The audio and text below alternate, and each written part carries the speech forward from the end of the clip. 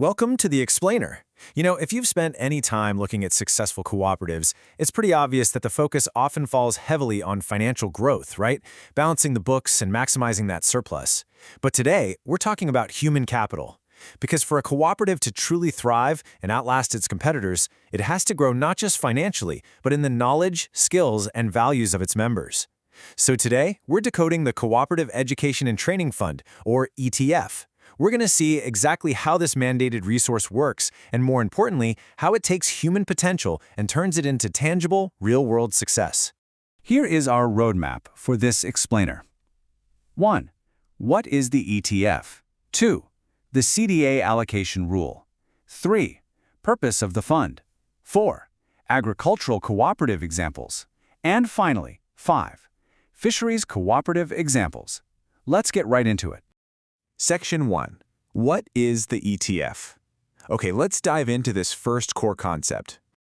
Grounding ourselves in the official source material, it's really fascinating to see that the ETF isn't just some discretionary budget. It's not something a board can just choose to fund or ignore depending on how good the year was. It's built right into the system from the ground up. The ETF is a statutory fund, and that word, statutory, is absolutely the anchor here. It means this is a strict, mandatory requirement under the law, appropriated directly from the cooperative's net surplus. And what is it actually used for? Well, it's explicitly earmarked to support member education, leadership development, technical training, as well as general cooperative awareness and governance. It's basically a locked-in mechanism, ensuring that a portion of the co-op's success is automatically reinvested right back into the people who made that success possible in the first place. I really want to highlight this specific quote from the source material. It ensures that the cooperative grows not only financially, but also in knowledge, skills, and values. So the crucial takeaway here is that financial capital without human capital is ultimately totally unsustainable. If your bank account is growing, but the technical capabilities of your farmers or the financial literacy of your board members are stagnating, your cooperative is built on a really fragile foundation. The ETF is the structural guarantee against that stagnation. Section 2. The CDA allocation rule. Let's look at how the compliance math actually works. Now, what's really interesting here is how the math breaks down according to the official statutory framework. Think of this as the rule book every single complying cooperative has to follow when deciding where their net surplus goes at the end of the year. Let's just walk through the flow of the money step by step so it's super clear. Step 1. Out of your total net surplus, a minimum of 10% must be allocated to the Community Development Fund, or the CDF. Now, step 2. You take that CDF bucket and you split it right in half. Exactly 50% of that Community Development Fund is routed directly into the Education and Training Fund. Step 3 simply notes that the remaining 50% of the CDF goes towards other community projects. So, it's a very straightforward cascade of allocations. Which brings us to the mathematical punchline. If you take 50% of a 10% minimum allocation, you arrive at the magic number 5%. At an absolute minimum, an equivalent of 5% of the cooperative's entire net surplus is legally required to be poured directly into the Education and Training Fund. Every single time the cooperative generates a surplus, a minimum of 5% goes toward making its members smarter, safer, and more productive. Section 3. Purpose of the fund. So why are we locking away this 5%? The source material breaks the purpose down into 4 main pillars. First, to improve member productivity.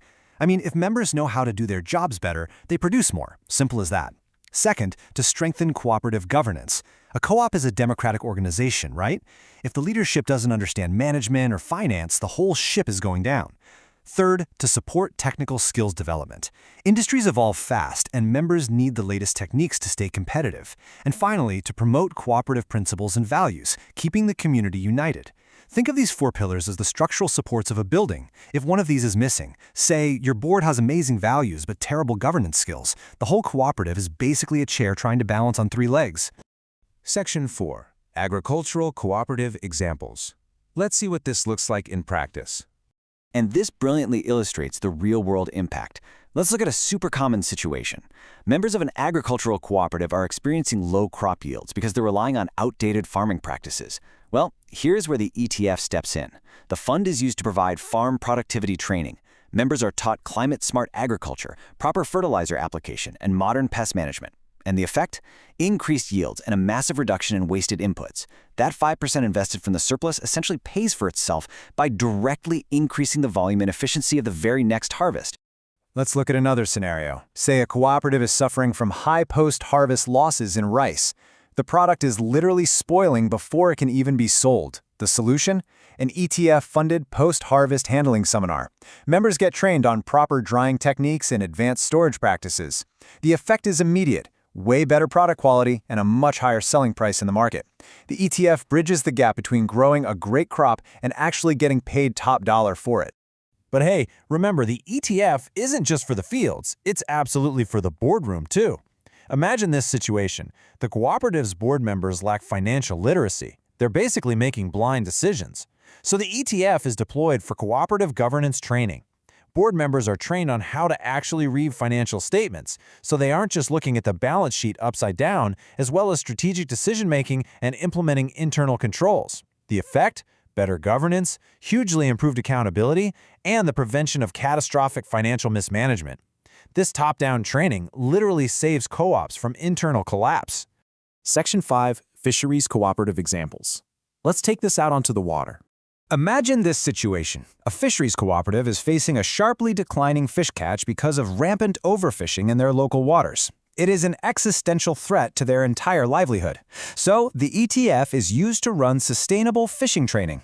Members learn all about sustainable practices and the absolute importance of adhering to seasonal fishing regulations. The effect of this education? Long-term sustainability of the resource. By using the ETF to educate members on ecological balance, the cooperative ensures that there will actually be fish to catch next year and the year after that. Now, here's a purely economic situation. Members are catching fish, sure, but they're selling it raw at incredibly low bottom-of-the-barrel prices. They're working incredibly hard but staying poor.